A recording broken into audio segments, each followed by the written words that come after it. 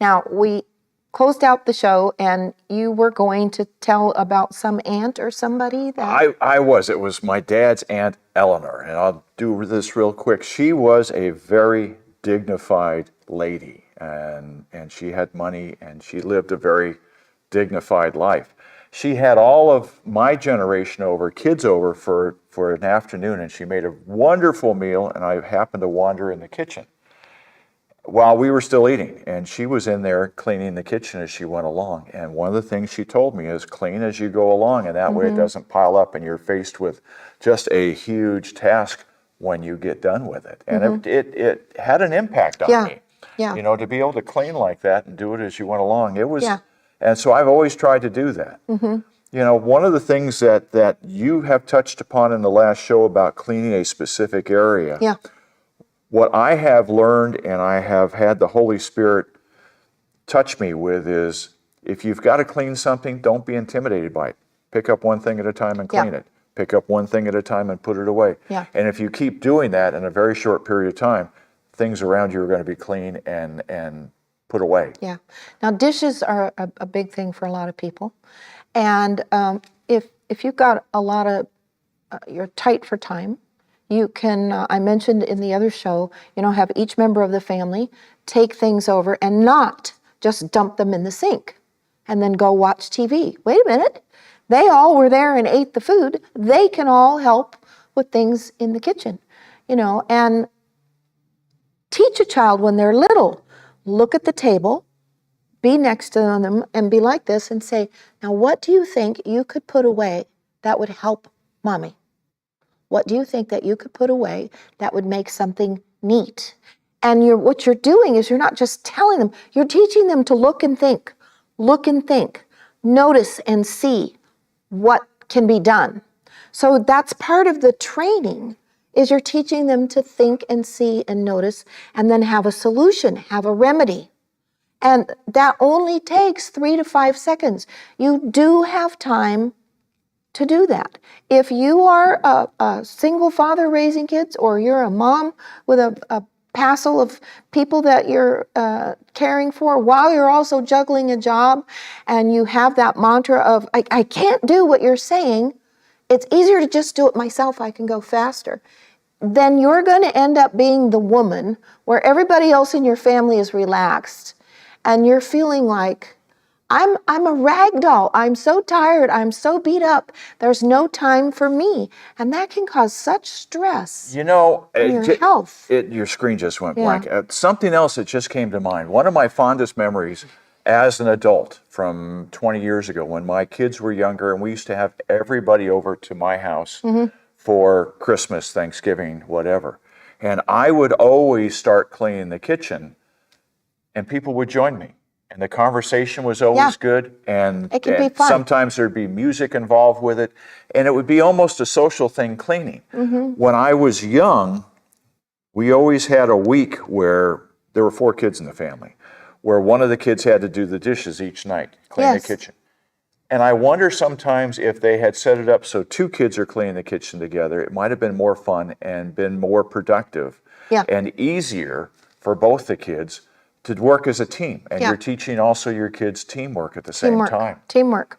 Now, another thing that you can do that can help you, I'm very big about, okay, that's a sofa, it's nice. What else can it do for me besides be a sofa? What I mean is, you're thinking with getting more bang for your buck. If you've got kids, buy furniture that it opens up and you've got storage. Don't just have your ottoman be cute and pretty. Have it be one that it opens up and you can get all kinds of stuff in there. And don't just have it be, you know, a big one that has storage and everything gets thrown in there. Within the ottoman, as you lift it up, have plastic bins so that you're compartmentalizing the storage and things stay orderly for you. That's something to think about. There are couches that have, you know, one end of the couch is a whole piece that's really long, and that can lift up, and heck, you could put 4 small children in there. Don't tell anybody. Jackie, duct tape is good with that also. Jackie, we're kidding. Jackie can put things together in a real interesting way and get a lot of stuff into a small space. we have a high bed. And if we have taken the mattresses off and packed things under their guitar cases for me and other things, so we're utilizing all the space in That's there. under the beds. And it's just under the beds. That's more real estate for storage.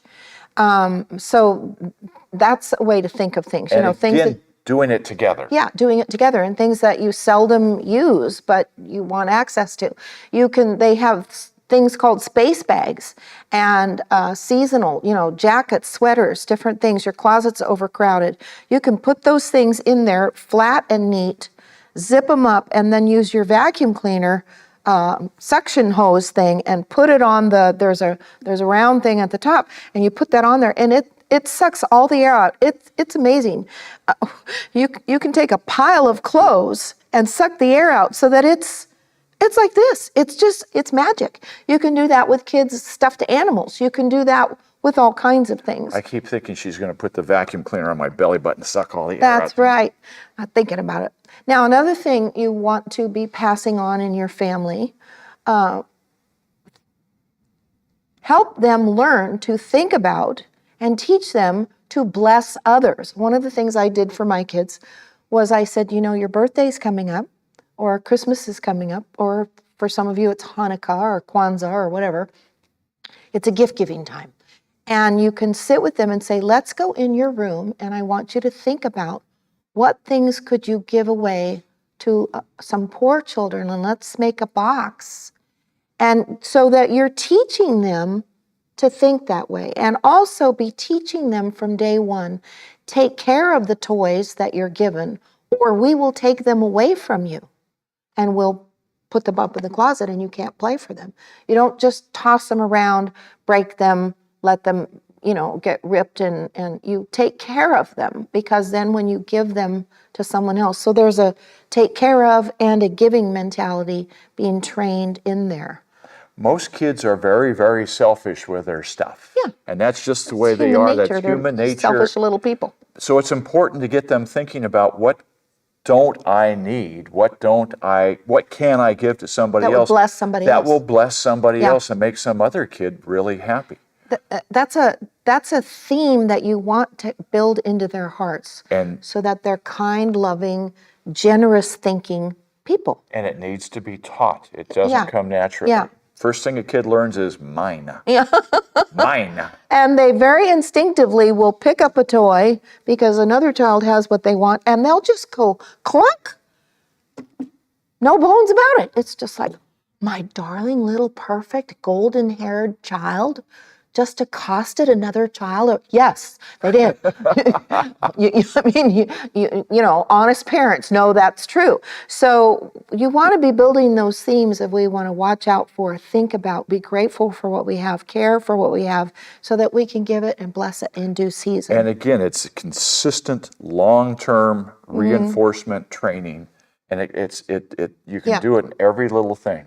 Keep an eye out for clever things. I saw in a magazine the other day, because I remember going to somebody's house, and the front entrance, oh my gosh, there had to be 30 pairs of different shoes, and you had to kind of balance yourself with the walls. It was sad to step over and kick shoes out of the way so that you didn't trip or twist your ankle as you were coming into their home to see them. So look through magazines. I saw something the other day. It was a shelf about as long as this table.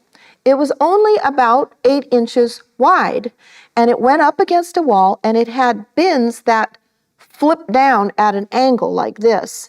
And within each bin, you could get like 12 or 14 shoes and then flop back up, but skinny against the wall. And with these different bins that it had, top and bottom, it could contain 25, 30 pairs of shoes. It was magical. And then it had a nice shelf across the top where you could put pretty things, and it looked orderly. And it wasn't a big bulky piece of furniture. So you can look for things, and you can look for things at discount stores. So you don't have to be spending a lot of money, but shoes is a big one that people can fall and trip and twist an ankle, stub a toe, and all of a sudden you're on your way to the hospital and your foot's in a cast, which is really going to make your life easier, isn't it? was something I didn't see coming. Now, paperwork, you talked about in your office. Oh, it's just a never-ending battle. Yeah, but I do well when I pick up a piece of paper and I deal with what's on it, and Yeah. then I put it where it's supposed to be. Yeah. Things don't get messy at that point. and God is teaching me, because that has been an area of real weakness for me. He's teaching me now, right by the door when I come in, the mail is put it right there on the table. I put it there. I've moved the shredder from 3 rooms away to right under that table that's in the entryway. And God is teaching me, the mail comes in, you open it then. You open it that day. You open it, go through, and you have 2 piles initially. One is toss, and the other one is shred. So that's step 1 with the mail. You go through and toss, shred. The toss is, boom, you're done, yay. And then the shred is, the shredder is right there, and you shred any pertinent information that you came on the envelope or whatever, and you don't want anybody to get hold of it. It's just the shredder's right there. And then he's teaching me that you have a folder or something, and if it's a bill, across the top, if it's due on the 14th, write a big note that it's due on the 10th. And then put in your phone, pay such and such on the 10th. So your phone is like a secretary. It reminds you, or pay it right then. But the thing is, God is teaching me, handle it. Don't put it aside because you've just created another mess for Don't yourself. let things pile up because you're Yeah. not attending to stuff. Yeah. And then he's also taught me, have a hole punch right there, because I've learned that I get a big binder and I have tabs of subjects, and instead of using a big file drawer the way I used to and have to dig and sort, and now I just have a big binder. This one says 2023 because that's the year, and I have the, and it goes in there. And so, but he's teaching me, do it now. Yeah, don't procrastinate. Don't procrastinate. It doesn't get easier. You doesn't may get not easier. feel like dealing with something, but it doesn't get easier if you put it off. Yeah. Now, what about hoarders? That's a whole different topic. It is, isn't it? Yeah. And It's we've seen people it's who a painful subject. Yeah, and in some ways we are all mini hoarders on our own. On in one that, level or another, In that yeah. there's stuff that we haven't thrown out that we think, well, I can use that I might use that someday. someday. There's no day of the week named someday. And this is something we've worked on between us because Yeah. we're both fully capable of holding on to things because we like them Mm-hmm. and never use them, or we think they will be useful somewhere down the road. Mm-hmm. And it's not good. It's not a good way to be. And it's good to be able to Simple is release better. things. Simple is freeing. Simple is freeing. Let's all just start saying that to ourselves That and make your all bed. the time. Yeah, and make your bed. Three words on both instances that are very powerful. But simple is freeing, and Yeah. start to think that way, and maybe even pray and say, Lord, show me what I can do in this room, this corner, this to exercise. Simple is freeing. Show me what I can simplify. And we almost every week, we have a bag by the door, and we're constantly thinking, what can we give away? What do we not use anymore that is still in good condition? Yeah. And we can give it to Goodwill or give it to the Salvation Army, and somebody else will find it and go, yay, guess what I found Treasure for right there. $1.50. And we freed up more space in the closet or something in the drawer, or it's just When we got a married, gift you give yourself. I love hardback books. I have had a lot of books in my life. And when we got married, what did she just say? When we got married, I went through and I was really just firm with myself to get rid of a lot of hardback books that I had. And there came a point where I actually went out and got a box because I couldn't give away all of them. And the ones that I've given away, that I gave away at that time that I discovered I really wanted, I go back and I buy paperbacks. You can store more paperbacks and they're lighter, and box of hardback books just hurts your back. But there comes a point where you're just saving stuff because you like it, not because there's any great purpose in it. Or any use. You're not Any use. using it. Oh, yeah. It's taking up space. Oh, yeah. And you could give it away and it could bless somebody else. Now, I have another friend, my friend Sherry, Mm-hmm. and she fascinates me because Paul and I are both, we love to read and we love books, not just online reading, but actual books. We love the whole, we're old school. And she is a voracious reader. She has a brilliant mind. She devours books like they're packages of cookies. But she has the amazing ability, she severs attachment from them and she gives them away as soon as she's done with them. Or she might keep them for 5-6 months. She'll put a sticky note in the first time she read it, finishes it, and if she's not going to read it during that 6-month period, she gives it away. And we're not good at that because we get attached to books. We've given a lot away, but that's another thing that you can do for yourself is or if you're afraid, oh, I'll never see that book again, it was my friend, give it to a family member across town so that it's in the family if you're one who's emotionally attached. And it just struck me, if you really want to bless somebody, we have between the two of us probably 12 or 15 Bibles. Yes.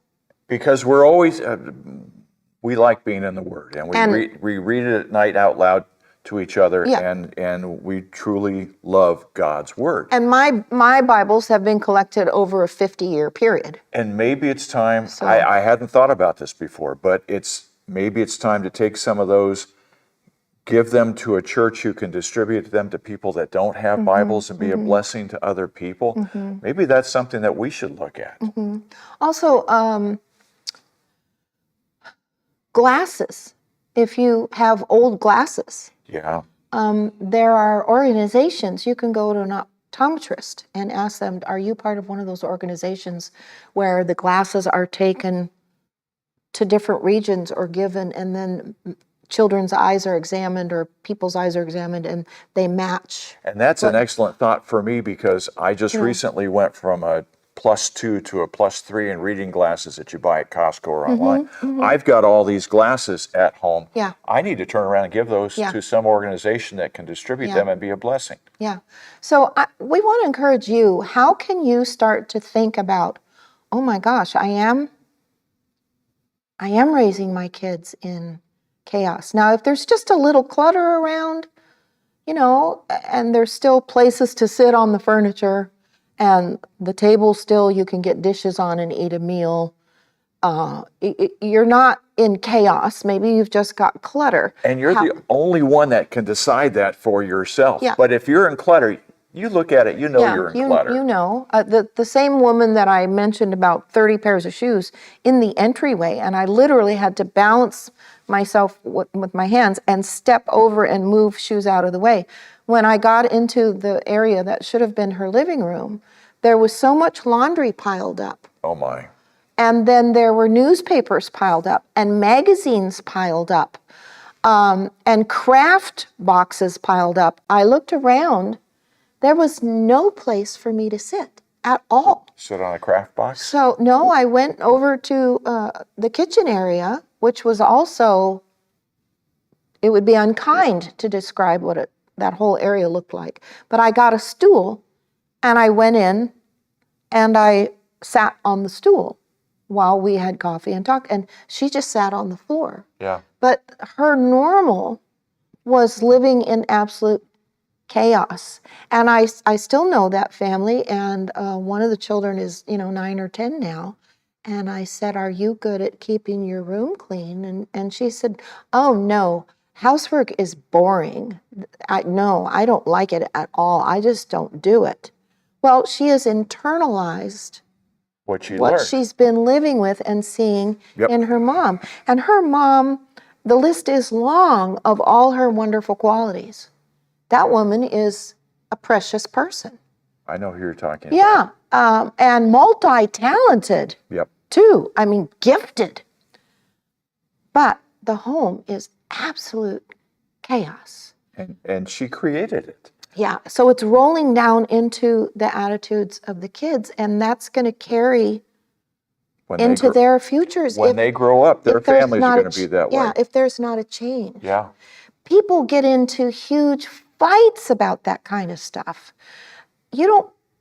you don't want your children to have that kind of future. Marriages will get into such consistent fights and arguments about that and how paperwork and money is handled. Those two things can split up a marriage or diminish love, and joy. So it can be a really, and we don't want you to be stuck there.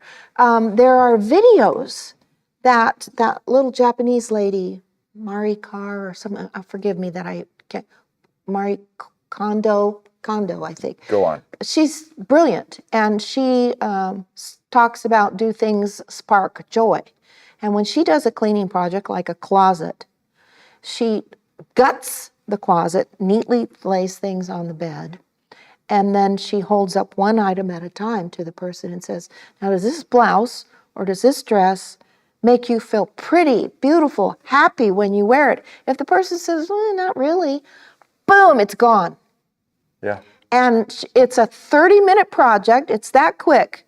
Joy or not joy? Boom. And when the closet is put back together, it's color coordinated or summer clothes, fall clothes, whatever. But it's neat. It's not cluttered anymore. And every single thing in there makes that person feel really great. Yep. What a happy thing to approach something like that. In talking about that, I'm reminded of what somebody else said when somebody has a lot of clothes. Mm-hmm. Tag each thing in there with a date as to when the last time you wore it was. And if you haven't worn it in a year, bless somebody else with it. Yeah. Now, that was an area of weakness for me with the clothes and hoarding clothes. So I invited a girlfriend to come over. And I said, you sit here. And I gave her, I had muffins and coffee and whatever. And I said, I can't believe I'm going to say this. I'm so afraid. And I said, but your word is law. If I try, and I tried on every single thing. And I said, if it doesn't look good on me from the front, the side, or the back, if it is not complimentary, if it's not whatever, or if it has little, it's just the fabric isn't as good as it. I said, you get to say it goes.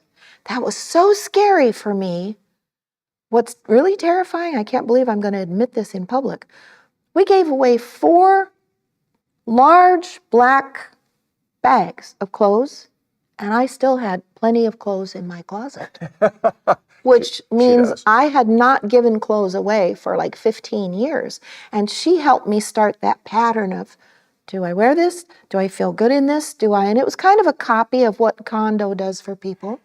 Jackie has gotten really wonderful about when she goes out and buys something. She just doesn't fall in love with things. Mm-mm. She says, is this something I'm going to be able to use? And then if she wants to, she buys it knowing she can return it, brings it home, and puts it on and says, Paul, what do you think? And I say, do we like this? Do we like this? And if one of us says, I'm not thrilled about it, it goes back. Yeah. She's very good about that. I don't let myself get attached. I just think, no, I want both of us to feel good about what I'm wearing, how I look. And it's like, thumbs up, thumbs down, And I have a couple dresses that I just really like, and he doesn't. And I'm like, that's okay. Sure. But I don't have a whole closet full of things that, so I've let that be a we thing. Jackie, the other thing that's really nice about that is you are showing respect to me. Yes. And I'm a bargain shopper, which shows respect to our checkbook. Oh, yeah. And when you start to learn to be that way, it cracks me up that a woman will go shopping on Black Friday or whatever, but I saved, 60% on stuff, but you spent $800. If you hadn't gone, you would have saved $800. And wouldn't you rather have that money go toward a week in Hawaii than impulse shopping that now makes your closet even more full, more to hang up, more to wash, more? It's a mentality. Start asking God, show me how simple can free me up. Simple is freeing. Simple is freeing. And the Lord will start to do that for you. And it's a process, but you can do it. And guys, same thing for you with the garage. Oh, yeah. There are people that I've seen it on HGTV, they'll sell their house because their garage they open the door and there's just this wall of stuff. So they're telling the real estate person, I need a 3-car garage. No, you don't. You just, Yeah, we you don't do. need a bigger house payment. You Yeah, we just do. need to gut and purge. My grandfather would save old motor oil. He'd save old fan belts in case he my needed them gosh. somewhere down the road. Should we try and sum up what we've been talking about for the last 6, 7 episodes? Well, it's just simple is freeing. Make your bed. Simple is freeing. Make your bed. You know, stay on top Start of with it a small spot. Make it pretty like the Holy Spirit's been teaching me. and teach your kids. You know, be willing to take Teach the your time. kids. If you're going to make Teach your kids, kids. you know, teach them and bring them up well Yeah. to the best of your Yeah. ability. We all use the tools Yeah. we have and do the best we can. Don't criticize them because they're not yet orderly and neat. Train them. Help them. You're raising future roommates. You're raising future spouses. I'm a grandfather. I'm still not grown up and totally neat yet, but I'm working on it. We hope that this program has really given you pause for thought. We hope it gives you courage to take an honest look at what is your home like, where are your weak spots, and to encourage you that you can pray about these things, and the Lord God, who knows the number of hairs on your head and knit you together in your mother's womb, cares about you. And if it's a frustration to you or a weakness, He wants to offer His strength, His brilliance, His perspectives. He wants to be involved in Yeah. every single part Yeah. of your life. So take him up on it Yeah. and talk to him about every little Yeah. thing. Ask his advice. That's Yeah. what he loves that. Yeah, yeah.